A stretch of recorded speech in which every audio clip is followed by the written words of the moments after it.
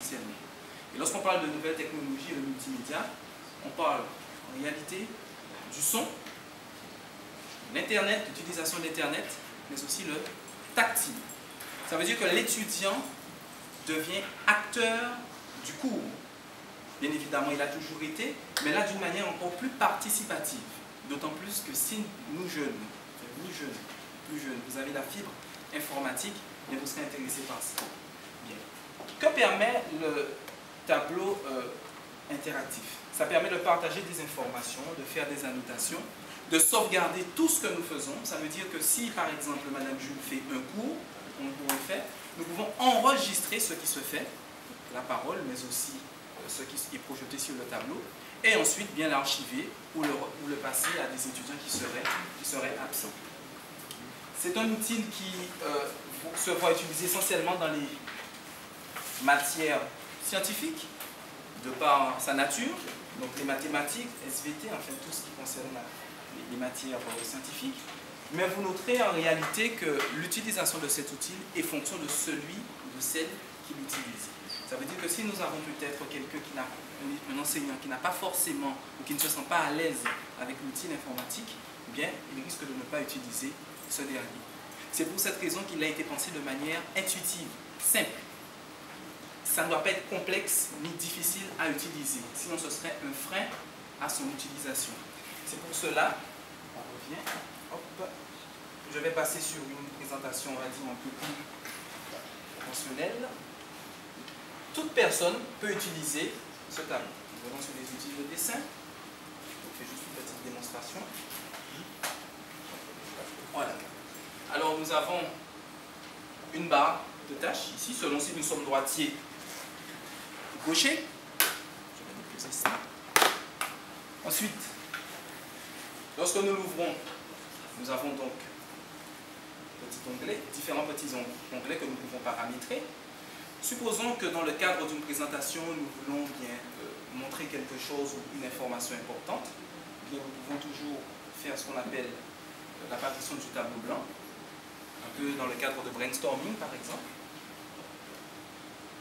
Voilà. Sur ce tableau blanc, si c'est un tableau, on doit avoir la possibilité non seulement de projeter des informations dessus, mais aussi d'écrire. Parce que rappelez-vous, il ne s'agit pas forcément de remplacer brutalement ce que nous utilisions à l'époque. Alors nous avons deux possibilités. Première possibilité, c'est d'utiliser notre crayon, que voici. Donc c'est un crayon aussi qui est tactile. On écrit. Tout ce qu'on peut faire ici, on peut le faire ici. On peut écrire avec nos doigts. Donc, hop.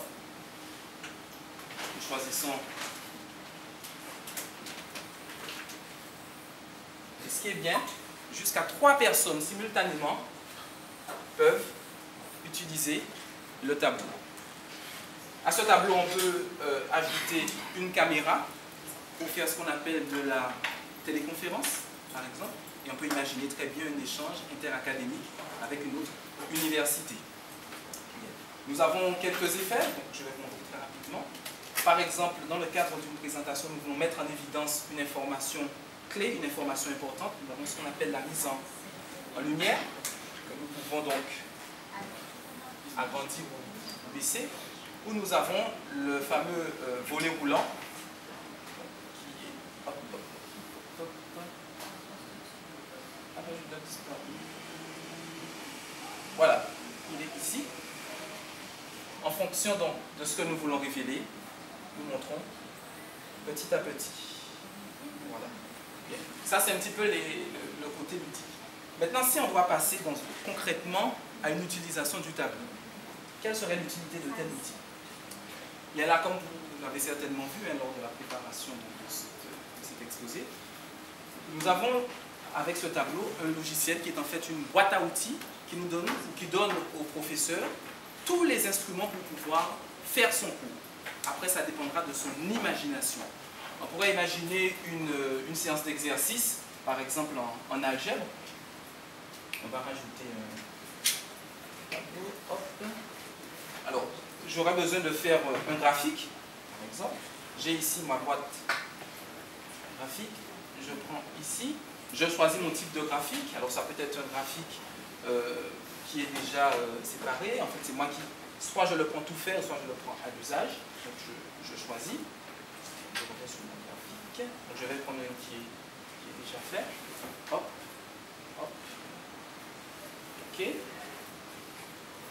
Ce graphique, le voici. Je peux agrandir.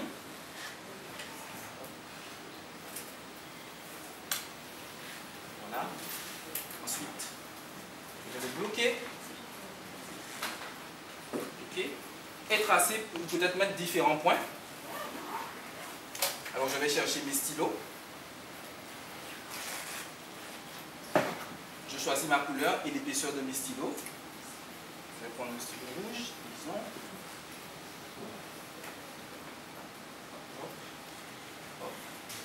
Je fais un peu n'importe quoi, hein, mais juste pour vous montrer. Et tracer ma droite, qui passera donc par ces... Je vais prendre une droite... Allez, je vais changer la couleur. Je vais prendre une droite.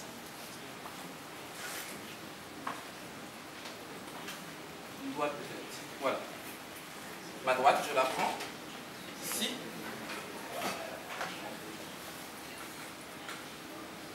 Et je la trace donc à mes différents points.